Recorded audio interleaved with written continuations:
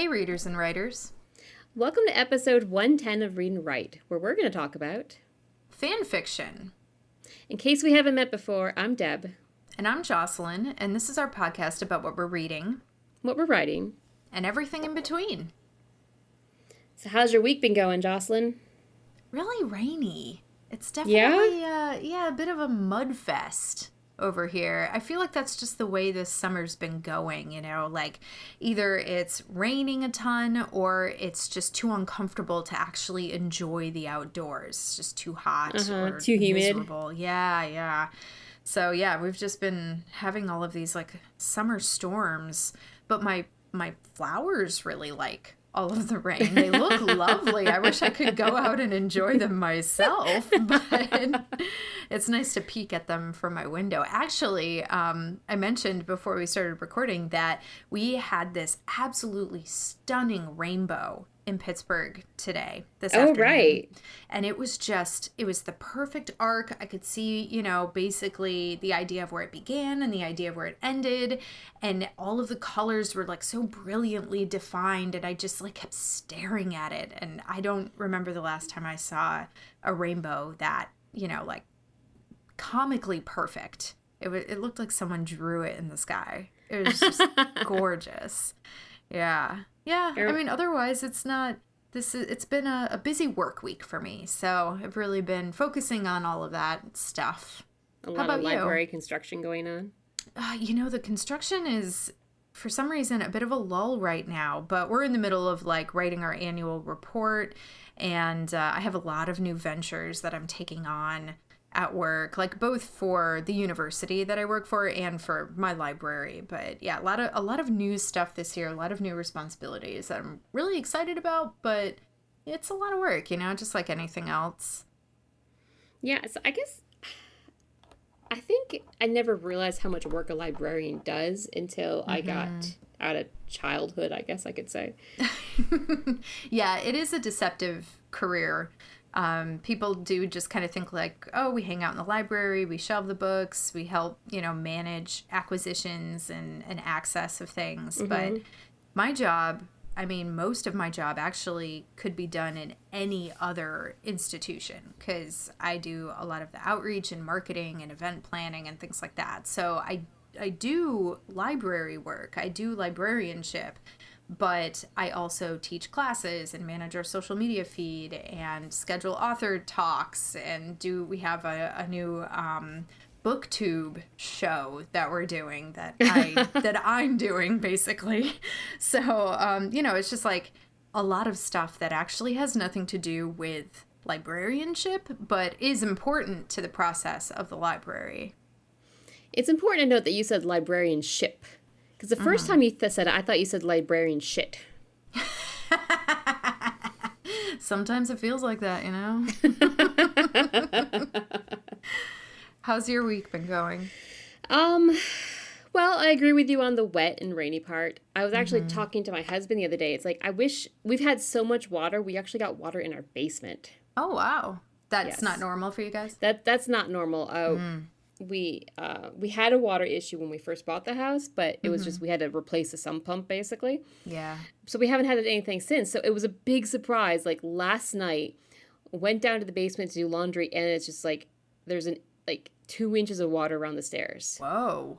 Wow. Yeah. Our basement's really uneven, and it puddles around the stairs. So that would be the deepest part. We're like, what the hell is this? Yeah. And it turns out it had basically been pouring all day yesterday, like nonstop morning to like, I don't think it ended until like after midnight. Yeah. Just pouring rain. And apparently we're also at the bottom of a hill. Aha. So we're getting everybody else's water and the ground just slopes enough that it goes towards the house naturally. And there's not a lot we can do about it. We have all the earth dams that you can possibly do. But it got under our deck, under our back room, and got to an old attic window. Oh. And came in through that. Like there was so much water. Yeah, there was so much water coming at our house. Like this probably was like maybe it happened maybe around 9 or 10 o'clock at night. Judging for the amount of water we had downstairs, like there was just so much torrential downpour that we got water in our basement, and it was really like, ugh. Yeah. I thought we were done with this. It stresses me out so bad.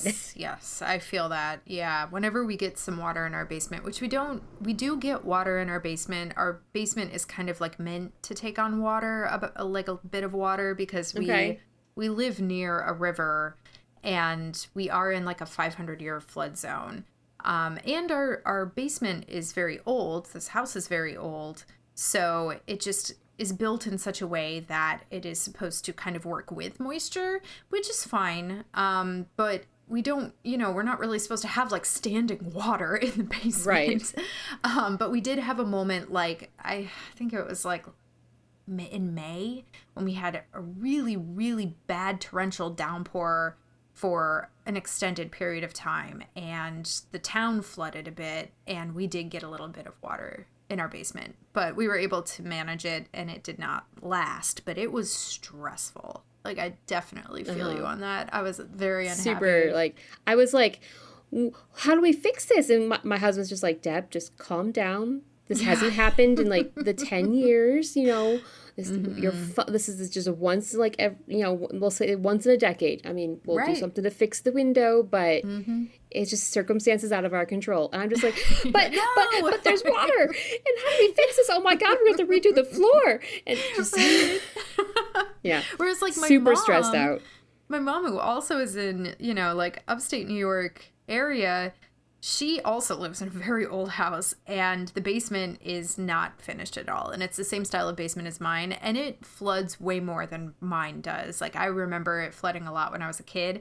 She still has like 4 inches of standing water in her basement. Oh my goodness. And it's just sitting there. That would do something to my brain. She's losing her mind. Oh, she's losing her mind. Yeah, this is not, this would happen, this kind of thing probably would happen like once in a decade for her. Otherwise, it does flood more often, but it doesn't just sit there, for prolonged periods of time. It eventually goes away, usually. Yeah. And she's just like, I hate it. I hate it. And, like, the cats will go down there and get their paws wet. And then, it's so, I really feel for my mom. I would be freaking out. I'm freaking out on her behalf right now. My brain's just kind of going, oh my God. I'll send her these solidarity vibes. Like, all of us are upset for you. Yeah. That would be, oh man. 4 inches of standing water. Yeah. Yeah. Not fun. Not fun at all. Otherwise, the week has been crazy, I guess. I don't know what it is. Something happened after the kids' preschool online classes ended. Something happened. I don't know what. But everybody's suddenly crazier. I have less patience. It's just like things ramped up a notch, and not in a great way. And I don't know how to fix it. It's like it's summer. I guess so. It's like they have more energy. They have 10,000 more questions a day than they normally do. Mom I have a shit ton less of patience than I normally do. Oh, yeah. Because I'm trying to do work and they're asking questions, and it just kind of everything just kind of spirals out of control. So things have just been crazy. I don't know what to do about it. Is this normal? I know. I don't know. This is the first time I've ever experienced it, but my kid, they're 4 and 5. What if this happens every year? Oh, no. Oh, my God. What if this happens every year until they're sullen teenagers and they don't talk to me at all? Right. Yeah. And it just, switches. Ugh. Well, I guess that kind of makes sense that, they were being engaged and maybe a little tired out by their virtual classes. Possibly. And now maybe not so much. Yeah. I don't know what to do with myself right now. Just hold on for dear life. it's getting to the point where my husband works away from home now 3 days a week, and when he comes home, I'm like, you have to take the kids. Yes, I need a minute alone. Yes. I love them, but I just need a minute to myself. Oh yeah. And by minute, I mean an hour. Yes. 60 of those minutes, please and thank you. It's right now, it's the classic, I literally cannot pee. Without another creature there. If it's not the kids, it's the dog who knows to open the door and comes in. But like, I'll be peeing like, Mom, what's for lunch? I'm like, oh my God, I'll be 5 minutes. Just give me I just need to pee. Yeah, right. Yeah. Let me do this bodily function. It has to happen. Just by myself. Just in privacy. Mm-hmm. Nobody has a concept of privacy in my house. No, my kids, I've been trying to teach them, but my kids, even as they like they're starting to take showers, like we're trying to push the independence thing, like you're big kids now, they don't even shut the door. And I'm like, guys, why bother? You gotta, especially in the winter, you gotta shut this door. It's gonna get cold. Yes, that will do it though. That will do it for them. Yeah. Because there's almost nothing worse than walking out of a nice warm shower into like freezing ice cold air. Ugh, I hate it. Oh, get this. Today I'm upstairs supervising my youngest shower. Like I'm sitting next to the door, just checking it on her. And my oldest comes down. She's 5. She sits down next to me and she goes, Mom, I think I like you now. Oh my God. I was like, one, it was hilarious, but also it kind of broke my heart a little bit. I'm like, I know. What? And she's like, well, I really love Daddy. He's so much fun, and I think I like you now. Oh, and I'm just like, oh my God. Like, how long did you not like me? Right, exactly. I'm like, well, when you were a baby, you wouldn't sleep anywhere but on Mommy. You loved Mommy so much. Oh she just doesn't know. God. I know. I was like, holy hell, kid. I know. That is brutal. That is pretty brutal. She thinks she likes me now. Well, at least you're on like the she other was on side. the fence for a while. She didn't know. She was undecided. You earned her like.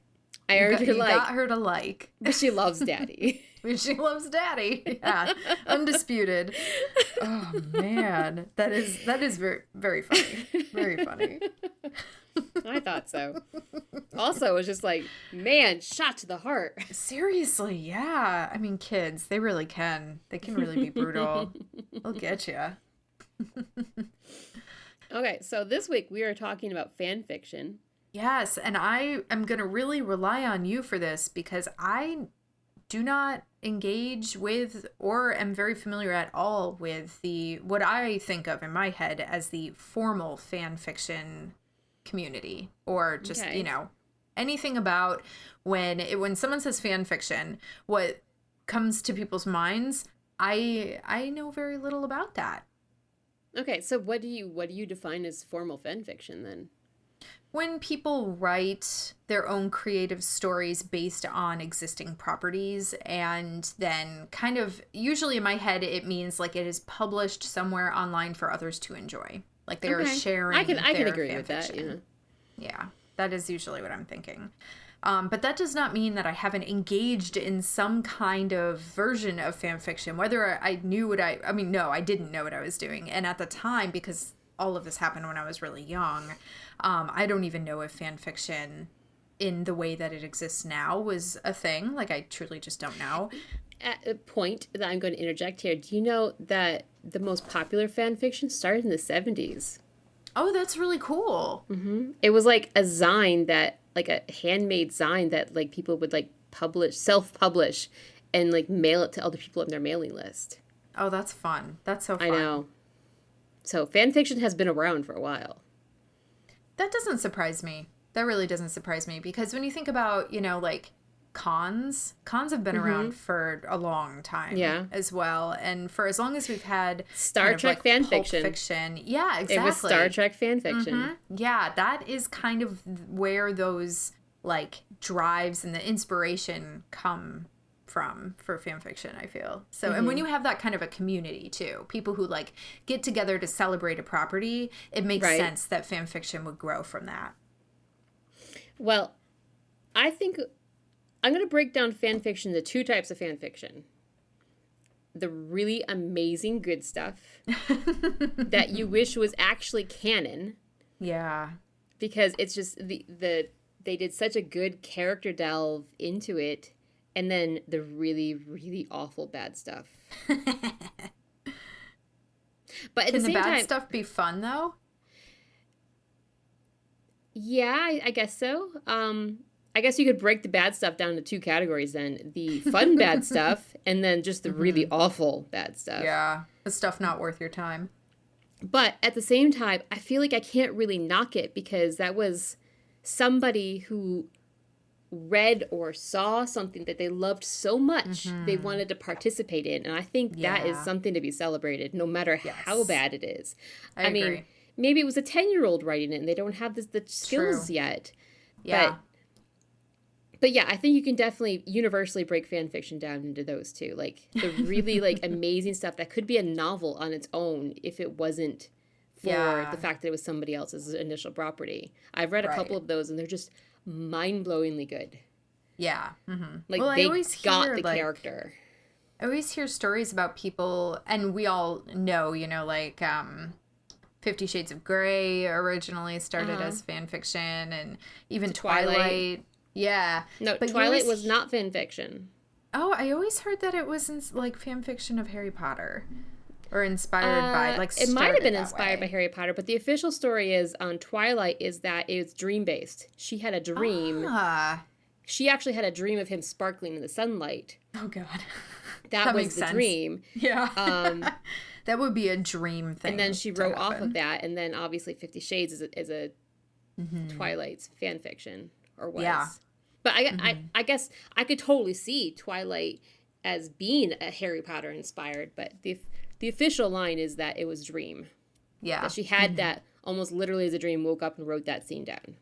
Well, and then it changed the world. Yeah, it did. I don't want to talk about this anymore. I have very strong feelings, and I don't want to insult anybody, and I don't want to back myself into a hole that I can't get out of. Then I shall pivot. Well, I'll just continue my thought. Okay. It is always cool to see when people, like, do fan fiction or, like, publish their fan fiction or kind of riff off of it, and then it gets them jobs. You know, it gets them paid.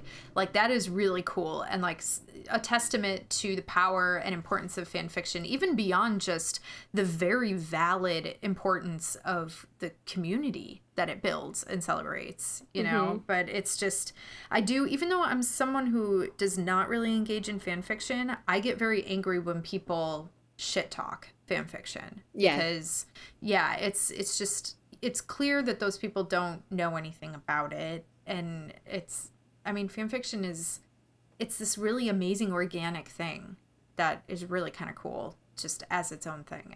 I think it's awesome. Right.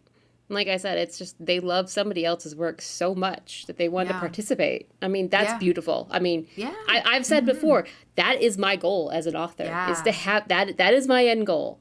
And I really, I can't fault anybody for bad writing because they're not writers.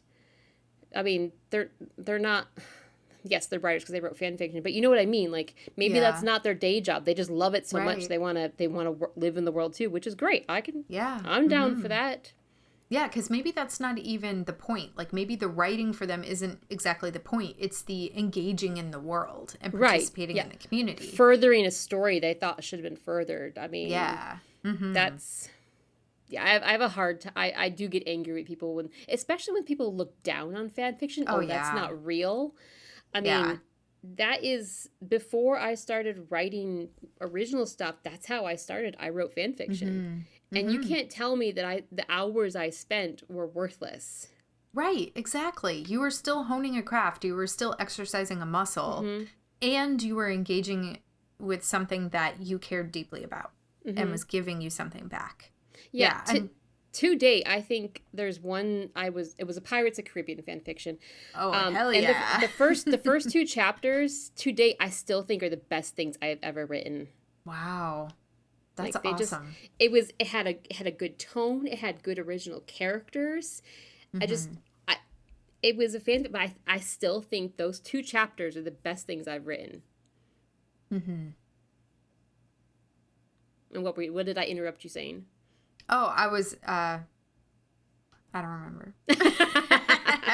I guess I've never really written fan fiction that I know of, although you did make a good point that the story I wrote in 7th grade about Patriot. this Revolutionary War, that definitely was inspired by the Patriot, 100%. So we could say that that is Patriot fan fiction, although I did not realize that was what, oh my goodness, Right. I did not realize that that was what I was doing.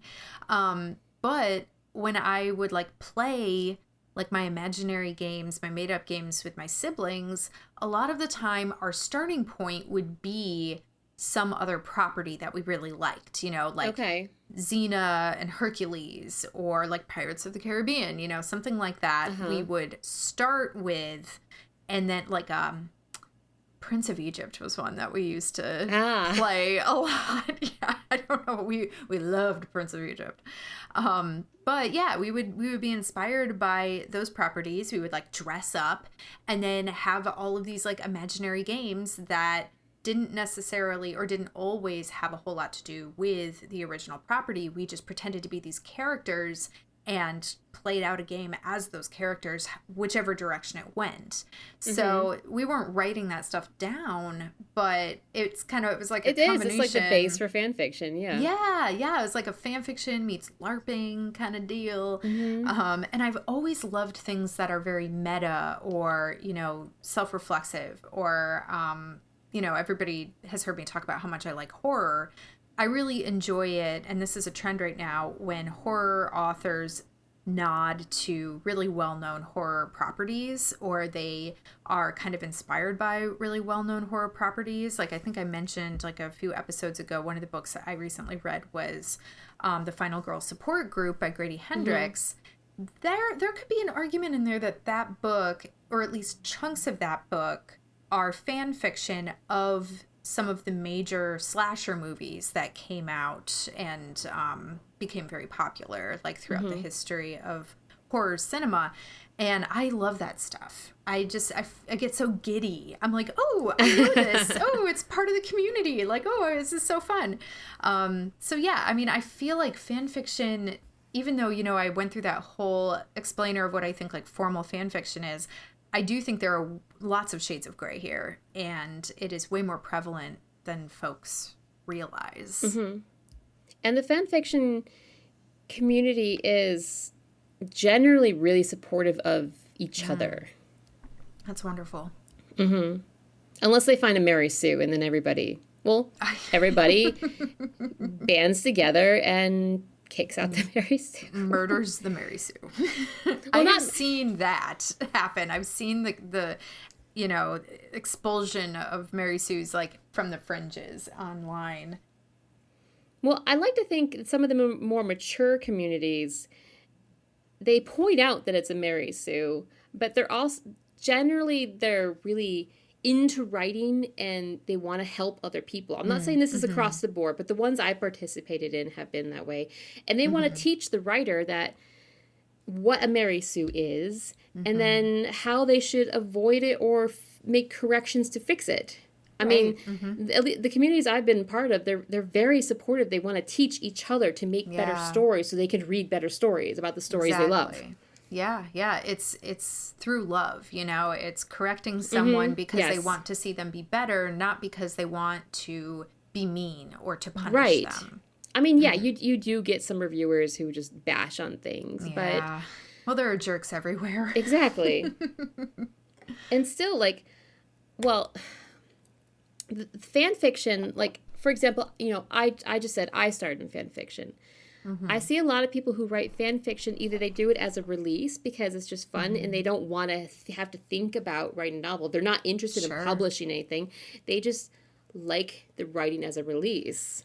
But also then there's some people like me who are writing because they love to write, and it just it ups their skill level to be a writer of original fiction. I mean, there was one author, I no longer remember their name, and I very much regret this. They were writing fan fiction, probably Labyrinth, because I read a lot of Labyrinth fan fiction. But then they went on and wrote an original. Like, this was on fanfiction.net several years ago. And they had an original section. And I followed this author over there and read the story. And that was one of the best stories I have ever written. And then they took it down because they wanted to get it published. Sure. And I haven't been able to find it.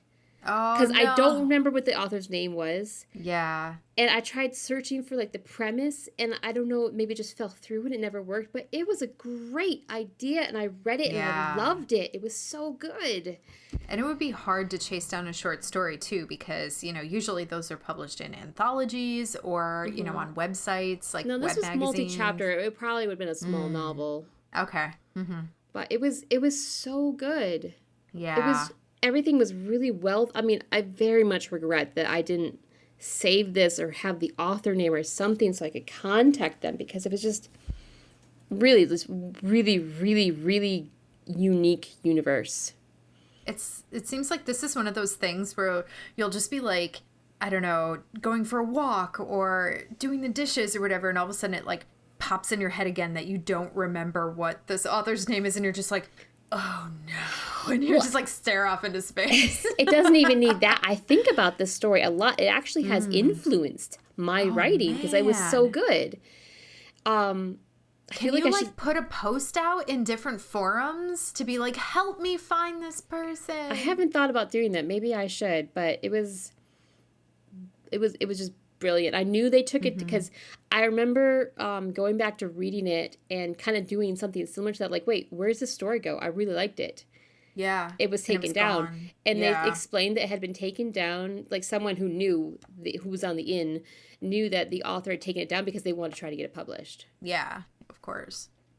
And that was the end of it. It was just, I haven't been able to find it since, but it was so good and such a unique premise that it has inspired me for years now. Yeah. Wow. I can think of 3 stories that it deeply inspired the stories. That is a little tragic. I know, right? Yeah, it really is. Much like your daughter telling you that she likes you now. No, she thinks she likes me now. Oh, yes. She's still on the fence. That's right. My apologies to her. Oh yeah, that's got to eat at you. Uh-huh. Well, I think of it fondly, and I wish I could read it again. Yeah. Maybe one day you will. Possibly. If you do ever discover it, you'll have to let us all know. I will absolutely. There won't be any question. I'll be like, this is what went on in my life this week. I found that story. Oh my God, yes. And then I'll make you read it. You won't have a choice. Yeah. I'll force feed it to you. I'll read it on the podcast on air so everybody can hear it. Just feed it right into our ears. Mm-hmm. It was so good. Fun. It was, I don't know. It had it was a cast of characters, and they're all young. They're all teenagers. Mm-hmm. And I don't know, just the universe was really well created. I'd never seen anything like it. Was it fantasy? It was fantasy, yep. It was, one of the characters was a teenage boy who worked in his grandfather's trading card or tarot card small shop, and he found this pack of cards that he could just find. He found he could just do magic with them. He could throw out a card and make it burst into flames or something. Oh wow. And then he meets someone else who has another ability, and then they meet twins who have mirrored abilities, and then then the group meets someone else, and they kind of add to the group till there's 5 or I think it was about 5 of them. And then they start investigating this weird magical thing that's happening, and then they defeat it. That definitely sounds like a blast. Right. That has so many things that I love about, the stories and the plots that really hit for me. That's got all of them. I know. So I can see how you've been thinking about this. Yeah, for so long. It was really good. I can't even just put it into words, how much it inspired and how good it was. Mm-hmm. Yeah. It was excellent just complete excellent world building, sense of place was there. Oh. It had a lot of atmosphere, just really good personalities in the characters too. The first kid I'm calling him the main kid, but he's the first one you meet. The boy with the cards was really quiet, stoic, withdrawn, and he learns to interact through the other ones, the more gregarious ones, like the twins especially, were very like sports, running, and then they found they could lift these magical swords, kind of King Arthur-ish, I guess. Oh, but okay. they fight together. Like, it only worked when they fought, like, they were like the fighters of the group. It only worked when they were both doing it. Yeah, it was just great world building. It was so good. Yeah. It also seems to have something that I absolutely love in books and movies, which is the whole gathering the crew portion. Yeah, where you assemble the group and you get to learn a little bit about each individual person in the group and like what their skills are and how it fits into the group. Right. I love And then they that. kind of like absolutely love it. build the group kind of sort of by accident. But then you've got this ragtag group who have to learn to work together to defeat the big bad evil. Oh, I love that. I know. love it. It had so many good elements. It reminds me a little bit of Libba Bray's The Diviners, which I don't remember if I've like talked about this. I don't think you have these books on the podcast or not, but they're really good. It's a 4-book series. It takes place in 1920s New York City, and it's like a ragtag crew of teens who have to like come together to defeat this like, I don't know if it's like, I don't know if I'd call it ancient, maybe, but there's an evil, a supernatural evil, like rising up in the midst of like the Roaring 20s and like global modernization. And these kids like they're kind of thrown together. A lot of them don't really like each other, but this is like the situation. Right. Some of them have like weird abilities, and some of them might, but you don't quite know yet. Like I only read the first one so far, so like I'm sure more is revealed as you go. And they kind of have to make it work in order to take on this like supernatural evil, and it's really fun. It sounds similar in that way. Mm-hmm. Yeah, those are good stories. Mm-hmm. All right, back to fan fiction. We delved off to this in original fiction black hole. Well, you know, they're very much connected, you know? Like it's kind of the same. I view fan fiction as kind of the jumping off point, especially like in my writing. I'm sure other people feel the same way. It's like a safe place to learn to write. Yes. Your characters are already built for you. Your world is already built for you. You just need to do the rest. Yeah. Well, it's a good jumping off point. This is interesting because I never really thought of what I did in undergrad as fan fiction, but we basically are taught when you are learning like TV writing, like script writing, something that, and I have no idea how the industry operates anymore because I have very much detached myself from that world, but if you are trying to get a job in TV writing or just a job in TV, whatever, something that people will do is write spec scripts.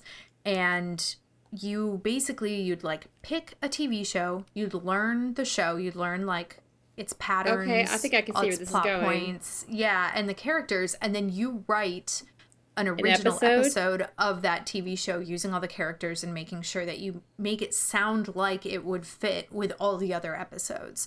So it's not necessarily the same like function or drive of fan fiction, but it is the same in form, I guess. Yeah, it's the same. I definitely say it's the same starting point. Like I was saying, like your characters are built for you, the scene is built for you. Exactly. You have to create the situation, the plot. Yes, yeah.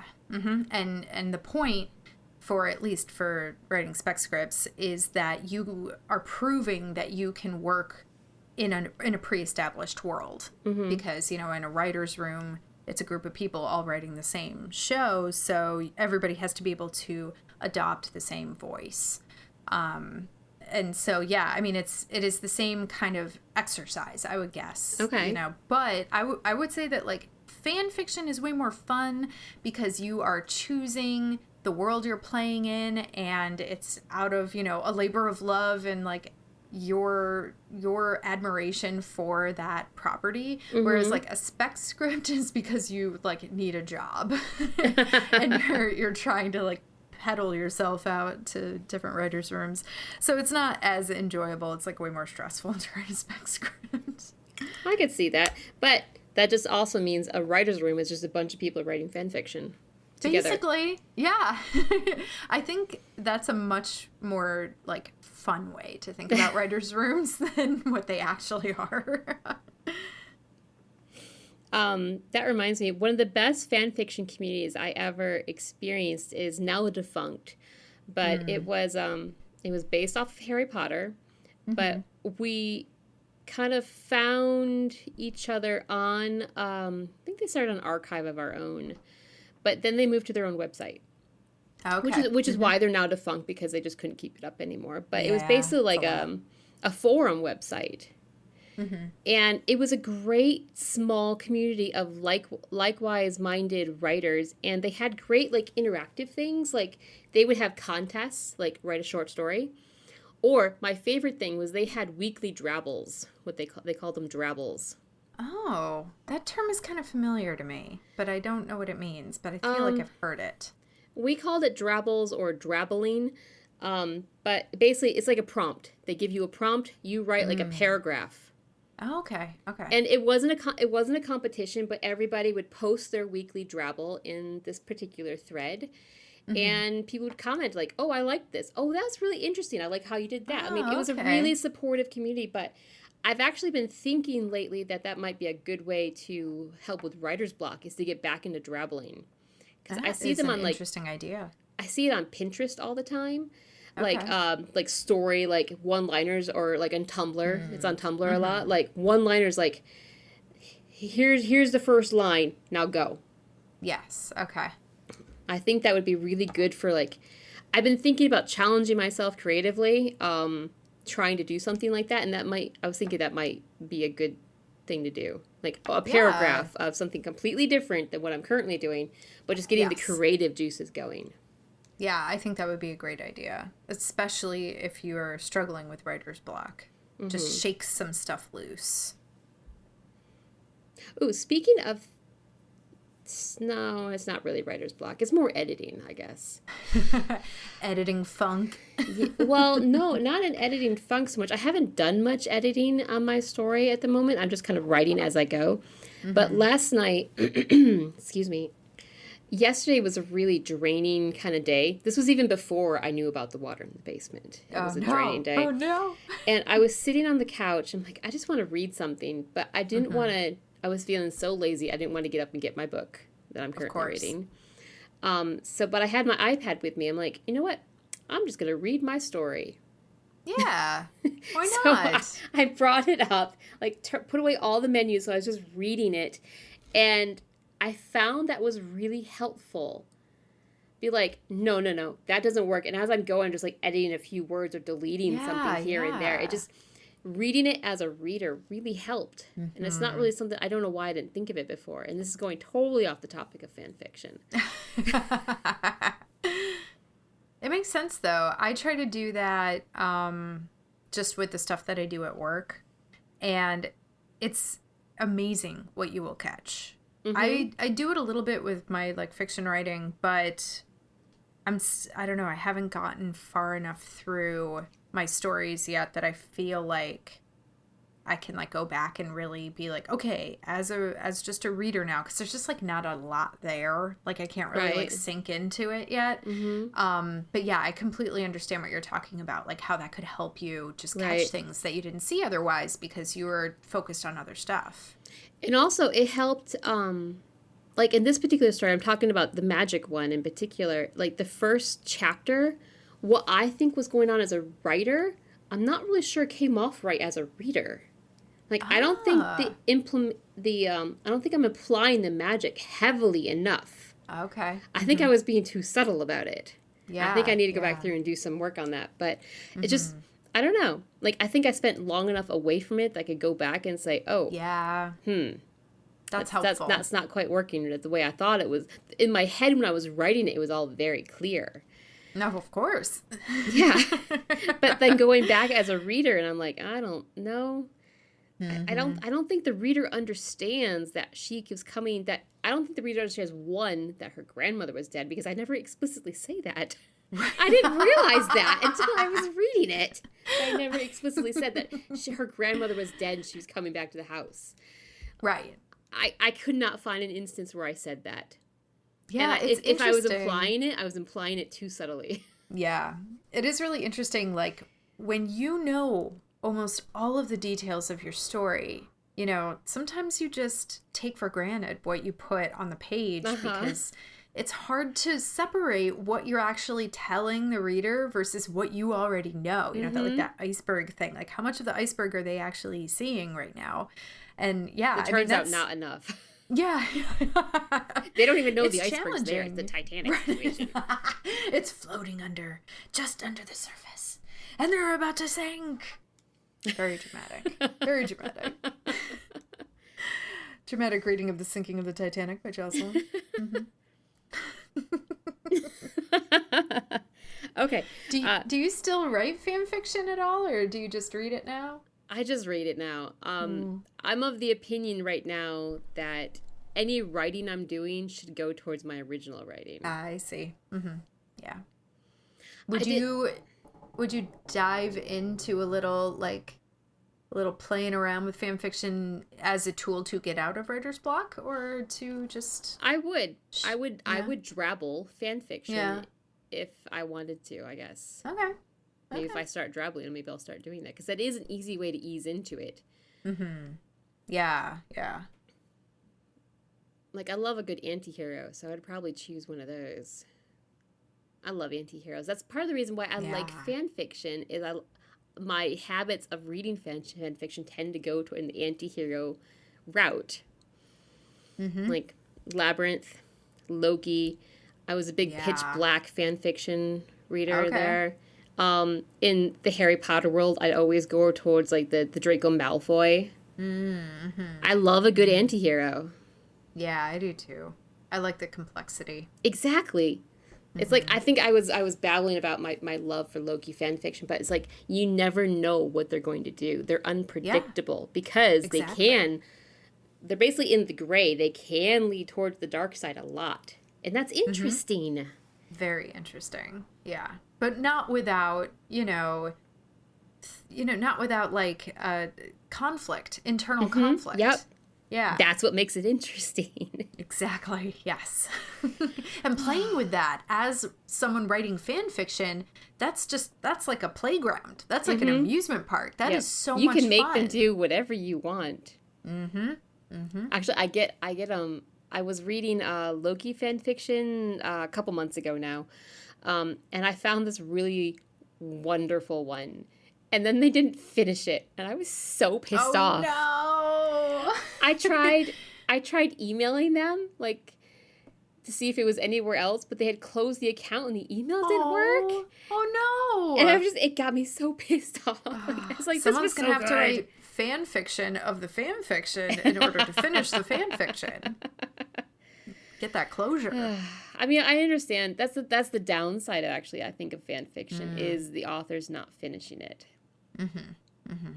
Because that's not their day job, and life is going to get in the way, and there's going to be unfinished stories, or they lose it and they have no will to keep going, and sometimes that's really awful because they were really good. Yeah. Or maybe they died too. I suppose that's always an option, yes. Although perhaps the account wouldn't have been closed. That's true. Yes. Well, obviously it wasn't closed because the story was still up, but like the email had been taken down. Oh. The plot thickens. No, it was probably just some like college student who suddenly didn't have any free time anymore. Oh yeah, yeah. More likely than not. Yeah. Yeah, that's the downside to fan fiction, is you have to deal with sometimes they're just not finished. And sometimes they get weird and epic, and you can see where the author's going, like how they got there, and you're just like, what are you doing? I know.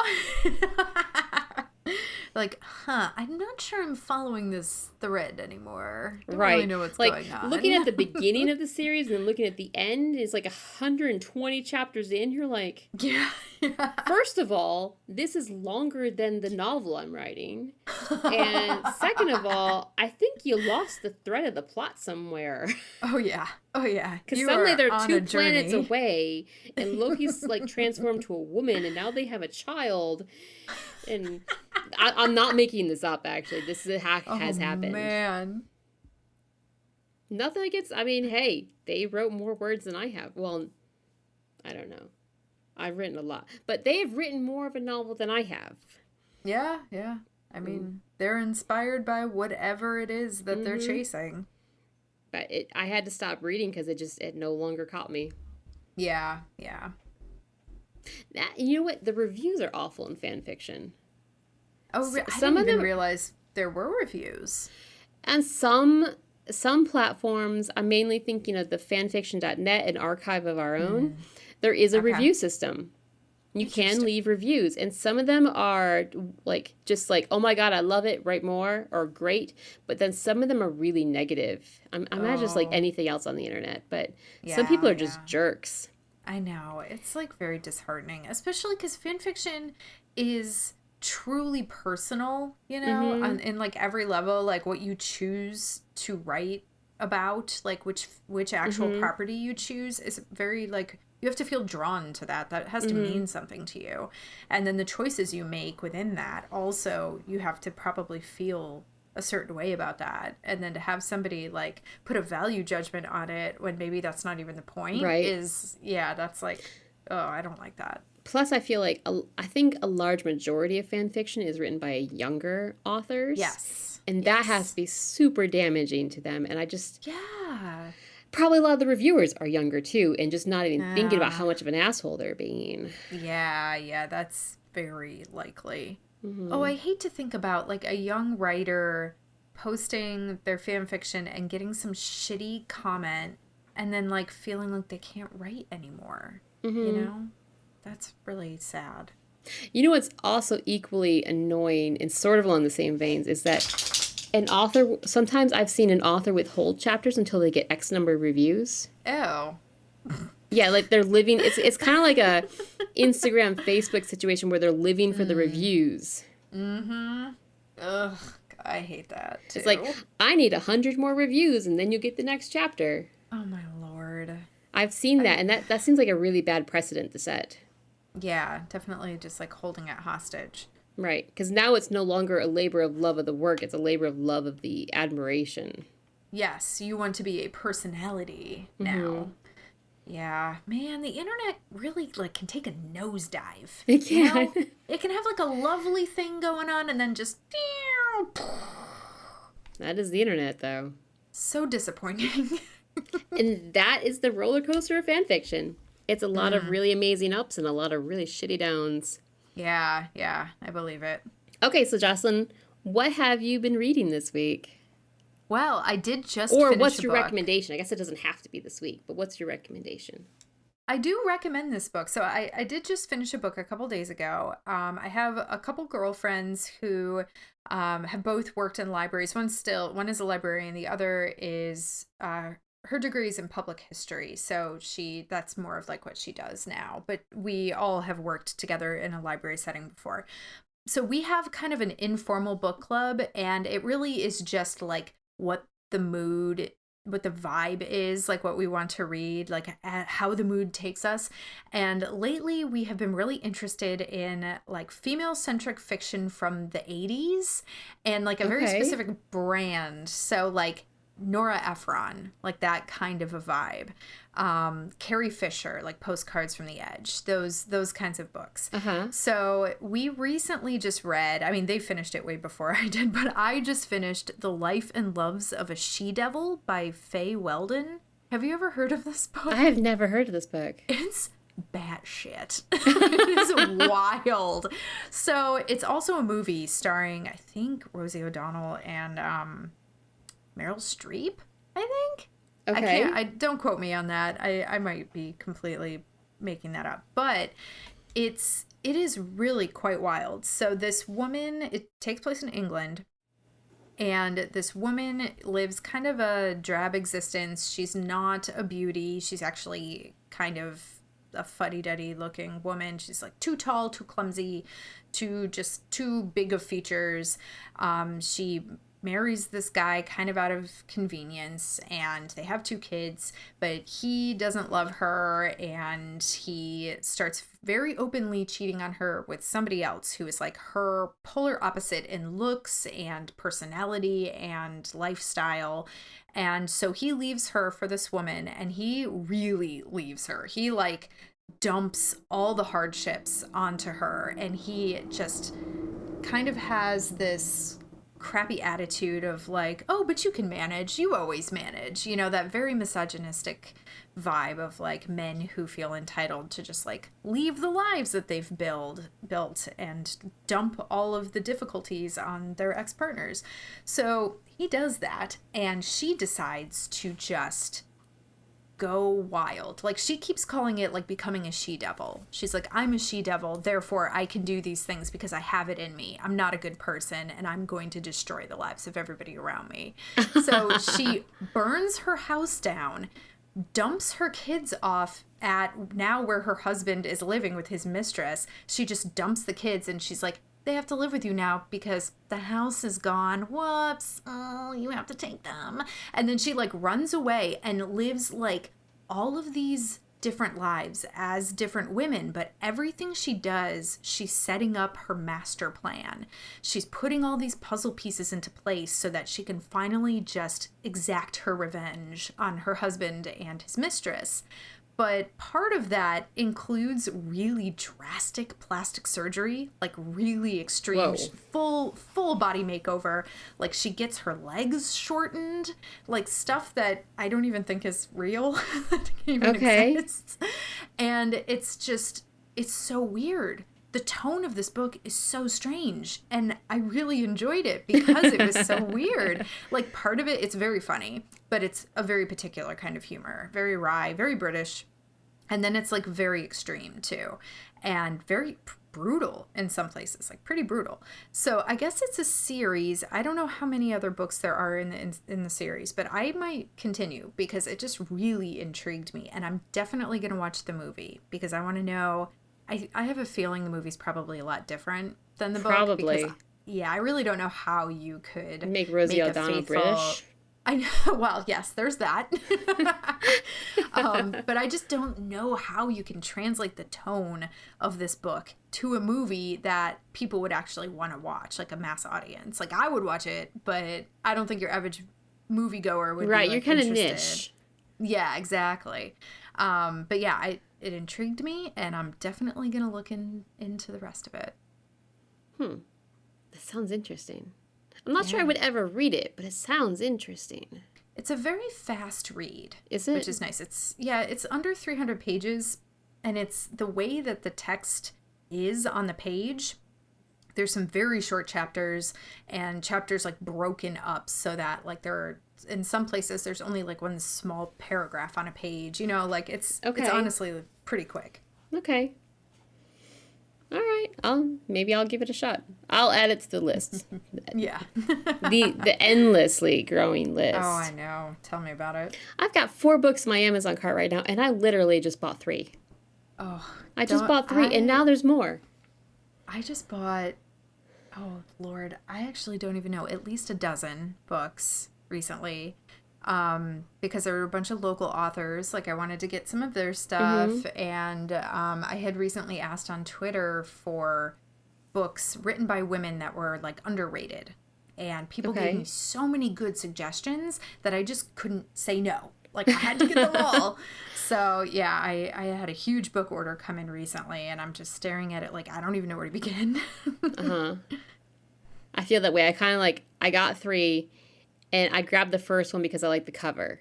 No other rhyme or reason. I mean, yes, I was excited to read it, obviously, because I bought it. But yeah, sure. Just because I like the cover. That's what I did. Yeah. Covers are very important. I absolutely judge books by their covers. I do. Yes. 100%. I am a sucker for marketing. If it has a good cover and I'm like just walking in Barnes and Nobles and just like, oh, that looks interesting. Okay, let's take it. I mean, I have done that. I've done that with you. Yep. So, yeah. Some of them I haven't read yet. And some of them I've read and they've been really weird. But some of them have been good. It's a gamble. But that's part of the fun, you know? You're like, yes. Oh, let's see what this is. Well, that sort of leads me to my recommendation, which I absolutely did not judge it by a cover because it didn't have a cover when I found it. Oh, wow. Yes, I found it. It was used, and I didn't even buy it. I guess I stole it. I just took it. It belonged to a family member. I just kind of took it. Okay. Borrowed. Yeah, borrowed, and it's now permanently in my collection. But I only just found out today when I was researching it for my recommendation that it's a series of 10. Oh, whoa. I only thought there were 3 books, but there's a series of 10. Apparently, the author is Diane Duane. She's kept on writing because I could see how it could translate. I guess I should talk about the book. Yeah. it's So You Want to Be a Wizard. Okay. And I'd say probably it's probably middle grade. It's not quite up to YA. It launched before YA was a thing, like probably late 80s, mid 80s maybe. And it's about 2 probably middle schoolers, maybe like 12. It's about 2 kids who find each other, and they're both becoming wizards. But they're not becoming wizards like going to a school like Witchcraft and Wizardly Harry Potter style. It was they found a book, a random book in a bookshop, and they started to read it, and then they realized that it was like a how-to book. Oh my and they both did this separately. And then they found each other. Oh, I love it. Well, I actually came to this in book 2. I didn't know that there was a book 1. The book I found was actually the middle book. Wow. It was called Deep Wizardry.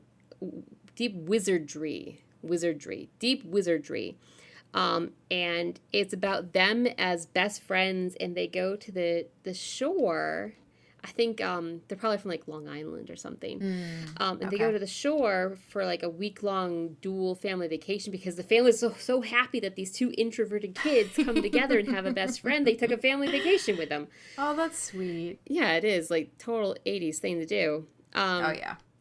But there's like some cataclysmic event happening, and they turn themselves into whales. Because the whales have to perform a special opera in order to stop the world from ending, but they need help. They couldn't find a humpback whale and a blue whale, apparently. That's what the kids turn into.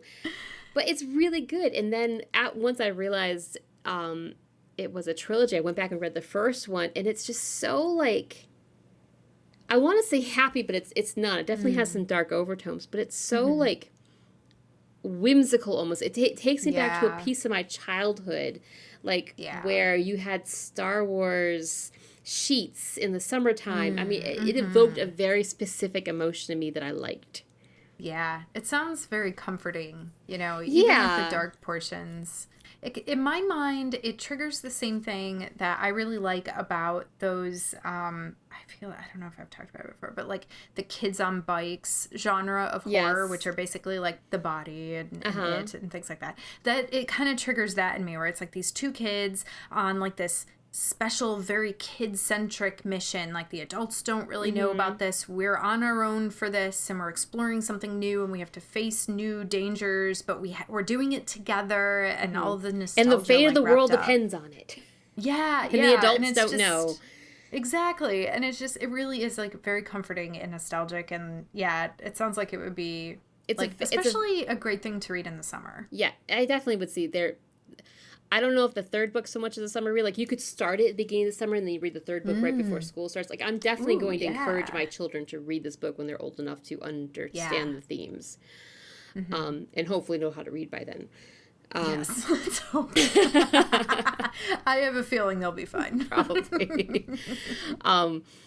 But yeah,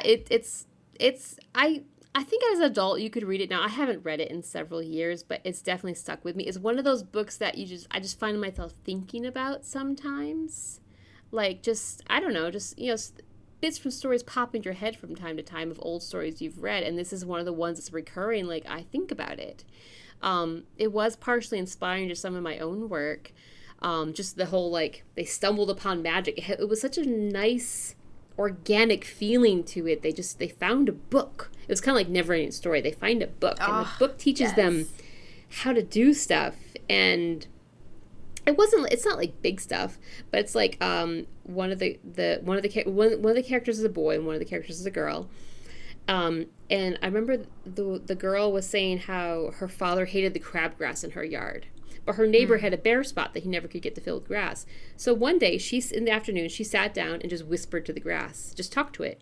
And the next day, it was over in the bare spot. Aww, it has that kind of feeling about it. Like, yeah. I'm sure an adult could read it and appreciate the nostalgia to it, but I think it'd be really good if you had a younger reader. They would really... Yeah. I wish I had found it younger than I had. Yeah.